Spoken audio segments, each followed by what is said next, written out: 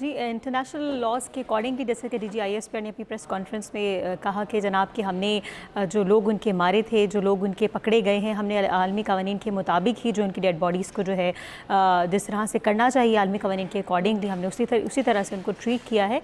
But when it comes to diplomacy तो last year Ishaq Dar साहब ने तो अपनी भरपूर कोशिश की जनाब। हमने तो बहुत सालों से जो है वो डिप्लोमेटिक ग्राउंड्स पे बातचीत के ज़रिए with negotiations and peace talks के ज़रिए हमने इस मसले को हल करने की कोशिश की। लेकिन चूँकि बारहा दहशतगर्दी हमारे मुल्क में अफगानियों की वजह से और 30 लाख अभी भी हमारे मुल्क में अगर वो मौजूद है और 40 साल से हम इनको जो है पाल रहे हैं, और मेरा ख्याल है कि इंटरनेशनल बिट्रेल की भी इससे बड़ी एग्जाम्पल नहीं मिलती और इंटरनेशनल लेवल पर पूरी दुनिया में ना सिर्फ इतनी फरागली की एग्जाम्पल नहीं मिलती कि इतनी बड़ी तादाद में इमिग्रेंट्स को जो है हमने पाला और उसके बाद से बिट्रेल की एग्जाम्पल भी इससे बड़ी नहीं मिलती है।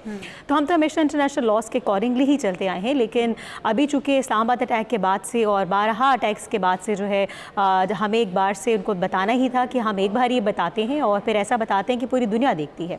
इसको जंग नहीं कहना चाहिए। आई स्ट्रांगली बिलीव कि उसको दो ममालिक के दरमियान पाकिस्तान अफगानिस्तान की जंग नहीं कहना चाहिए, बल्कि ये जंग अफगानिस्तान और पाकिस्तान दोनों ममालिक और उनके आवाम की मिलकर अगेंस्ट TTP है। वो TTP जो सिर्फ 1.5 से 2 लाख की ये तादाद है जिन्होंने इस रजीम को हाईजैक किया हुआ है, ठीक है।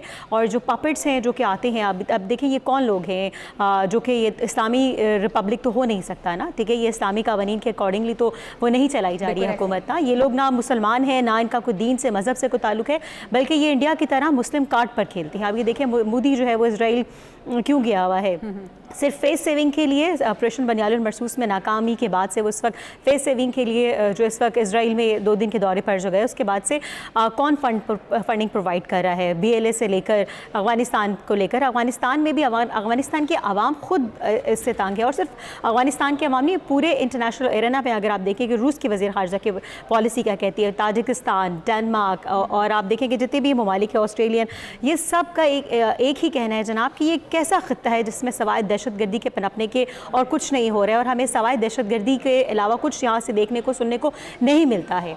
सो इनकी ना कोई एयरफोर्स है, ना इनकी कोई फ़ौज है, तो ये सिर्फ 1.5 से 2 लाख है वो तालिबान है जिन्होंने वर्ड तालिबान को भी इसी तरह मैनिपुलेट किया जिस तरह से उन्होंने मज़हब इस्लाम को मैनिपुलेट किया है। So we badly need to get rid of these Taliban so called, जो कि दहशतगर्दी के नाम पर जो है ना सिर्फ अफगानियों के ऊपर हमला कर रहे हैं, और आप देखिए ह्यूमन राइट्स की वायलेशन इंडिया के बाद अगर कहीं हो रही है तो अफगानिस्तान में हो रही है। वुमेन राइट्स की वायलेशन अगर भारत के बाद कहीं हो रही है तो अफगानिस्तान में हो रही है। और जो ख़वातीन को जो है मसाजिद के बाहर जो है वो भीख मंगवाना, तो उनकी गैरत और खुदारी तब कुछ नहीं कहती, लेकिन ख़वातीन को पढ़ाने से जो है उनकी तालीम दिलवाने से जो है उनकी खुदारी पर जो है वो बहुत आँच आती है। तो ये it has nothing to do with religion Islam, ठीक है। अफगानिस्तान के अवाम को हमें उनसे खुद छुटकारा दिलाना चाहिए। I think the people of Afghanistan should be thankful to Pakistani army, ताकि वो उनको उन तालिबान से जो है वो छुटकारा दिलाए। बिल्कुल सही डॉक्टर साहिबा, आपने बहुत बेहतरीन तरीके से इसको एलैबोरेट किया। और ख़ास तौर पे जो अगर हम बात करें अफ़गान रजीम की, तो हम रिकॉल करना चाहेंगे कि अफ़गान अबूरी हुकूमत जब आई थी तो उन्होंने भी कुछ वादे किए थे, कुछ मुआहदे किए थे। उन वादों और मुआहदों की भी खुली खिलाफ वर्जी कर रही है ये